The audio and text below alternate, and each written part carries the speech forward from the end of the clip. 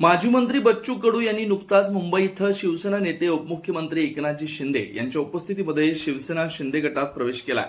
हजारो कार्यकर्त्यांसह बच्चू कडूंनी हा पक्ष प्रवेश केला। त्यानंतर शिवसेना शिंदे गटाकडून बच्चू कडूंना विधान परिषदेची उमेदवारी सुद्धा जाहीर करण्यात आली होती। बच्चू कडूंनी नुकताच विधान परिषदेचा उमेदवारी अर्ज सुद्धा शिवसेनेकडून दाखल केलाय। मुंबईवरून बच्चू कडू आपल्या गावी कुरळपूर्णा इथं पोहोचल्यानंतर त्यांनी सर्वप्रथम आई वडिलांच्या स्मारकाचं दर्शन घेतलं।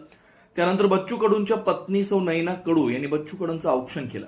यावेळी कार्यकर्त्यांनी सुद्धा मोठ्या जल्लोषात कडूंचं मतदारसंघात स्वागत केलंय। आज पहाटेपासूनच कुरळपूर्णा इथं हजारो कार्यकर्ते बच्चू कडूंच्या स्वागतासाठी कुरणपूर्णा इथं उपस्थित होते। आज दुपारी 3 वाजता अमरावती इथं सुद्धा शिवसेनेच्या वतीनं बच्चू कडूंची जंगी रॅली व सभा आयोजित करण्यात आली।